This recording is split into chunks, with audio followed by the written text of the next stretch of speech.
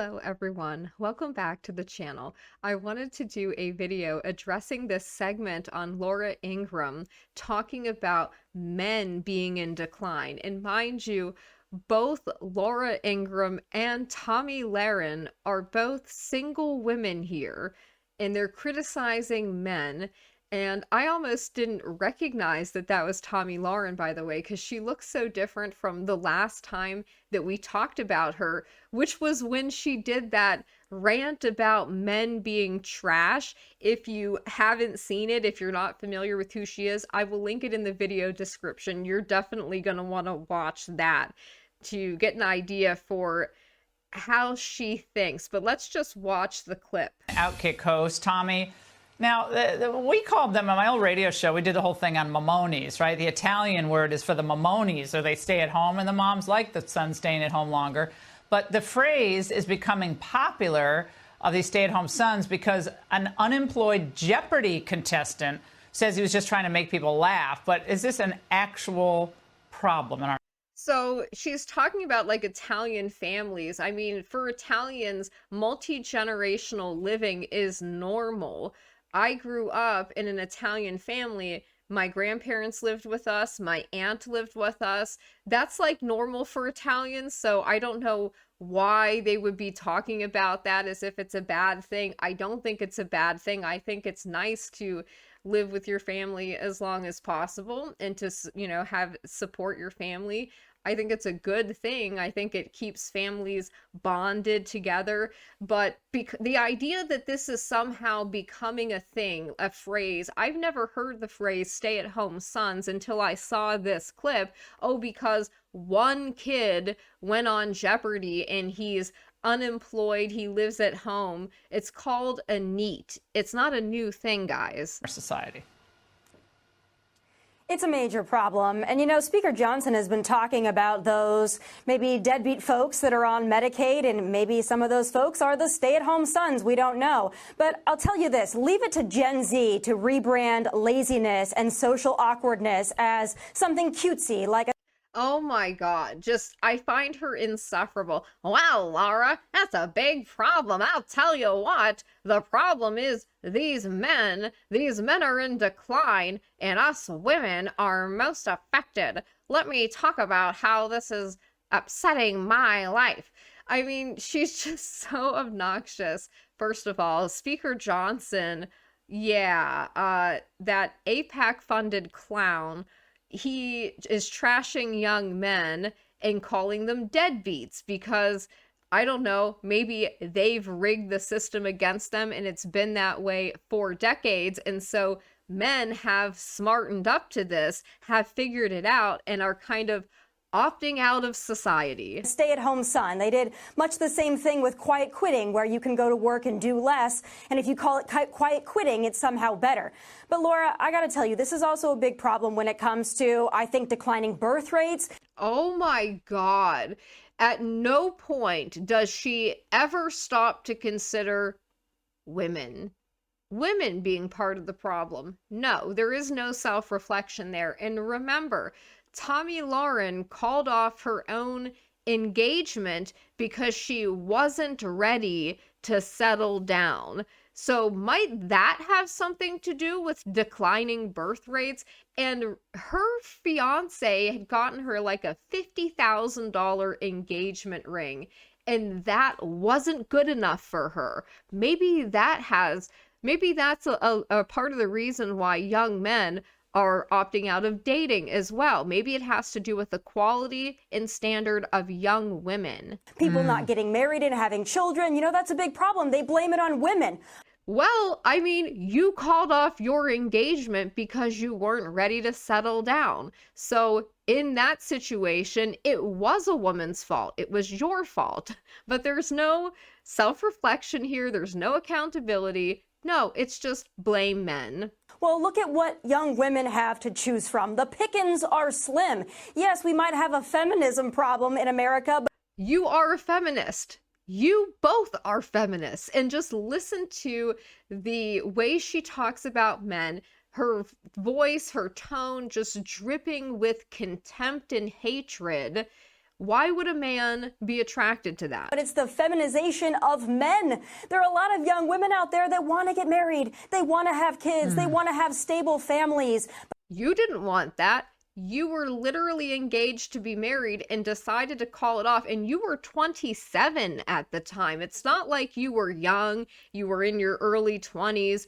No, you were almost 30 years old. But there are a lot of young men out there who want to live in mama's basement and order DoorDash. And therein lies a big part of the problem.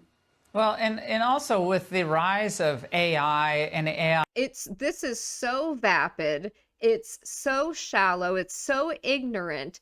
They have no idea what men struggle with, how they are systematically discriminated against, how men are far more likely to unalive themselves than women, how men are the ones who are supposed to keep women safe, protect women, while if they look at a woman wrong, they can be taken to court for some kind of assault charge or harassment charge. It's just ridiculous.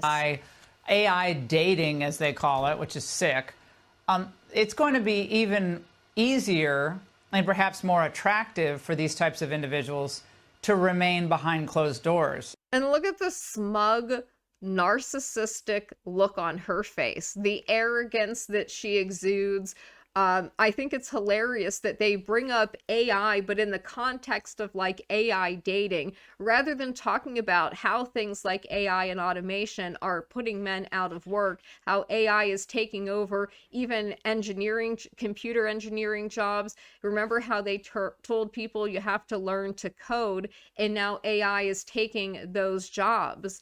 They don't speak of that. They're just, once again, shaming men. And what does that do to families and young women and dating? I also blame the social conditioning of the COVID era, the dumbest era. How does that affect women? Young men are suffering. How does that affect young women? I mean, you couldn't make it up if you wanted to, and now Tomi Lahren is going to blame COVID for this problem that has been decades in the making. COVID. And modern American history, because a lot of people, especially these young people, they grew up like this, thinking that it was safer at home, thinking that outside was dangerous, interacting with people was scary. So now you got people that want to literally stay inside and play video games and have AI girlfriends, and that's why we have declining birth rate. This is so ignorant. It's so insulting to everybody, not just to men, but to mothers who are raising young men and actually know what they're struggling with. I don't understand how anybody listens to her. So now I want to address some of the commentary on this online. Stay-at-home son. This is a perfect example of why young men need a solid male role model. Yeah, well, how many of these young men are being raised by single moms? How many of them have to start, financially supporting their moms and are staying home for that reason? I mean, that's a big problem. The right deserves to lose if it continues to alienate and attack young men who are venting about the economy and job market with jokes about being stay-at-home sons. These dorks will say, the illegals are taking our jobs and just go get a job, bucko, in the same breath. Yes. Yes, exactly. This is a op-ed from the Washington Post from 2022. The boys are not all right. One of the biggest problems facing America. Boys and men across all regions and ethnic groups have been failing, both absolutely and relatively, for years, and it's catastrophic for our country.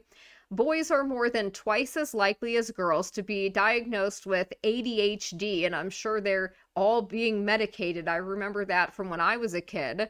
Just for being boys. Like they say regular young boy behavior is somehow ADHD, and we've got to pump these kids full of pharmaceuticals.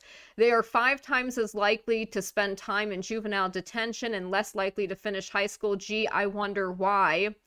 Unfortunately, it doesn't get better when they become adults. Men now make up only 40% of college students. Male community college enrollment declined 14% in 2020 alone, compared with 6.8% for women. Median wages for men have declined since 1990 in real terms. Roughly 1/3 of men are either unemployed or are totally out of the workforce.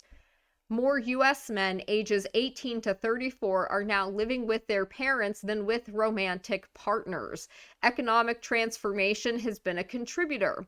More than 2/3 of manufacturing workers are men, and the sector has lost more than 5 million jobs since 2000. Yeah, because they offshored all those jobs for Wall Street for cheap labor. You didn't hear these women talking about that. That's a lot of unemployed men, not just coincidentally deaths of despair, those caused by unaliving themselves, overdose, and alcoholism have surged to unprecedented levels among middle-aged men over the past 20 years. And nobody cares. No one does anything about it. They're just told to man up, to pull themselves up by their bootstraps. Research shows one significant factor women will look for in a partner is a steady job. As men's unemployment rises, their romantic prospects decline, obviously. Unsurprisingly, according to Pew Research Center analysis data from 1960 to 2010, the proportion of adults without a college degree who marry plummeted from just over 70% to roughly 45%. Many boys are thus often growing up raised by single mothers, the share more than doubling between the 80s and 2019 from 18% to 40%. A study from 2015 found as more boys grow up without a father in their home and as women are viewed as the more stable achievers, boys and girls alike may come to see males as having lower achievement orientation. College becomes something that many girls, but only some boys do. This is insane. Yes, men have long had societal advantages over women and in some ways continue to be treated favorably. Sure, right. But male achievement, alongside that of women, is a condition for a healthy society. Male failure begets male failure to society's detriment. But, these conservative commentators will just smear you as being socially awkward and lazy. Our media institutions and public leadership have failed to address the crisis, framing boys and men as the problem themselves rather than as people requiring help. Yeah, so continuing on here, Tomi Lahren blaming Gen Z men for the culture that they inherited is rich. Who raised these stay-at-home sons? Who made college a debt trap, jobs meaningless, and rent unaffordable? Feminization didn't happen in a vacuum. It was industrialized by the same system that sold you girl boss feminism. The stay-at-home sons have jobs and are the reason your people are in power. That's absolutely true. And yet they're still going to get crapped on because it's still not enough. I thought this was hilarious, typical boomer con. A man should not be codependent on their parents. Parents are also to blame for stay-at-home sons. Parents that pay for everything for their sons are more likely to see this outcome. It's time for young men to just man up. Part of life is doing things we don't like to do. It's just so ignorant. There's no self-awareness. There is no empathy or compassion. There's no understanding of the fact that these young men have tried to get jobs. They can't get a decent paying job. They're treated like crap at work. Women treat them like crap. They're just constantly in the losing end of a rigged game. They have simply figured it out and decided to stop playing the game. That is what's happened. My oldest son is an adult. He lives in his mom's basement. He pays no bills. He could live in my house if he wanted, but he gets a whole basement there. He manages a restaurant and drives a turbo Audi on airbags that does 170 plus with ease.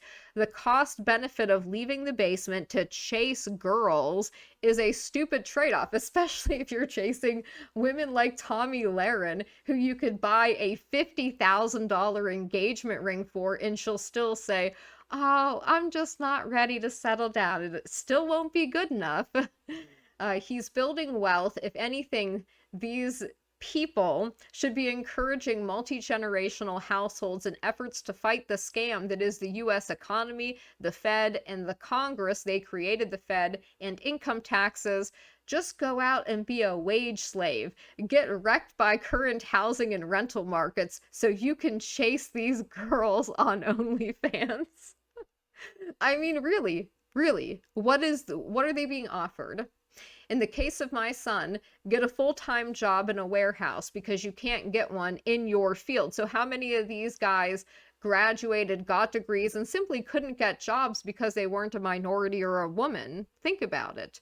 Work 40 hours a week plus overtime plus benefits, continue driving the same beater car you had in college, live at home to save money, send money to an investment broker every 3 months, get told you're a lazy SOB because you're not blowing all your money on a crappy studio apartment. Really? Gen Z men aren't lazy, they're rational. Who wants to marry into a system where your wife can leave, take the kids, and make you pay for it? This isn't decline, it is male self-preservation in the face of legal hostility. Not just legal hostility, cultural hostility as well. This is insane to me. In 2020, 69% of Americans who unalived themselves were white males. Unsurprising, but there's no sympathy for those men from Laura Ingraham and Tomi Lahren. From the Financial Times, young women are starting to leave men behind. Men's education deficit is increasingly becoming an employment, earnings, and outcomes gap with significant repercussions. This is from just 2024. Across the developed world, girls and young women have been pulling ahead of boys and young men in education for several decades. Again, it's been decades in the making. This isn't because of COVID, Tommy. With much larger proportions going on to attend university than their male counterparts. This trend has generally been treated as something to remark upon rather than act on. Yeah. So they thought that if women, men have always had better labor market outcomes, so if women outperform men in education, this helps narrow the overall male advantage. That was apparently the thinking here. Slightly more men than women used to go to university. Now far more women go than men. So, we constantly hear how women are being mistreated. Women are discriminated against. This is not true at all. Not a thing. The problem with this framing is that in an increasing number of countries, we've moved beyond a narrowing gap in socioeconomic outcomes. Now there is a new and growing gap in the opposite direction. Much less appreciated than the widening tertiary education gap is the fact that in several rich countries, young women are now more likely to be in work than young men. The UK joined this group in 2020, and the female employment rate led among 20 to 24s has since widened to 3 percentage points. The crossover is yet to happen in the US, but young women's employment rate deficit has shrunk from almost 10 percentage points in 2006 to a single point last year. Young women's employment rate overtaking men in developed countries. And then they'll still say that men aren't good enough for them because they earn more than a man. They want a man to earn more than them, to have money, to be a provider, or they're gonna say that man isn't good enough for them. It's just ridiculous. Across the developed world, the portion of young men who are neither in education, in work, or looking for a job has been climbing steadily for decades. It's not sustainable. In countries including the UK, France, Spain, and Canada, there are now more young men than women in effect outside the economy for the first time in history. Unlike young women, these men are generally not occupied by caring for other family members either. They are adrift and likely to be the ones in need of care themselves. More than 80% of this group in the UK report long-term health problems. Yeah, I wonder why they have health problems. It's insane. Perhaps most striking of all, 2022 was the first time the average young woman in the UK had a higher income than her male counterpart. This is due in large part to women becoming so much more likely to have a degree and the graduate salary that comes with it, but also the deteriorating fortunes of non-graduate men who have gone from earnings of 57% more than non-graduate women in 1991 to 10% less in 2022. It's just insane. It's a similar story in the United States where young non-college women and college-educated people of both sexes have seen incomes either hold up or increase, but non-college educated men, so blue-collar working-class men, have plummeted down the income distribution. While shifting composition plays a role here, today's non-college graduates are a very different group to non-grads 30 years ago. It cannot explain the starkly different trajectories of non-college men and women, which owe more to the continuing transition from an economy where jobs requiring hands, hearts, and heads were all plentiful and relatively remunerative to one where the latter dominate. While discourse and policy remain focused on other things, the repercussions of these tectonic shifts are quietly playing out everywhere you look. Oh, but if you listen to Tomi and Laura, it's just men being lazy. Young men have been ruined in the last 20 years, and this is being entirely overlooked. For the first time in the last 100 years, 30-year-old men in America are doing worse than their parents. Most are now single, sitting in their parents' basement, vaping, watching inappropriate videos, playing video games. We've made amazing strides increasing equality in this country, but young men are now being left behind. Testosterone is down 50%, sperm count down 60%, unalivings up, unemployment up. It's harder to make money, find a girlfriend, and something meaningful than ever before. Men are just numbing themselves with pleasure and looking to escape the conundrum with the next cryptocurrency scam. This is a huge reason why the president won the election. Yes, I would agree with this. And I think that it's very sad that we have to listen to insufferable women like this go on these rants smearing the very men who have been systematically victimized in this country rather than pointing out what we just read, all of these problems that these guys are facing. Instead, no, they just have to make it about themselves.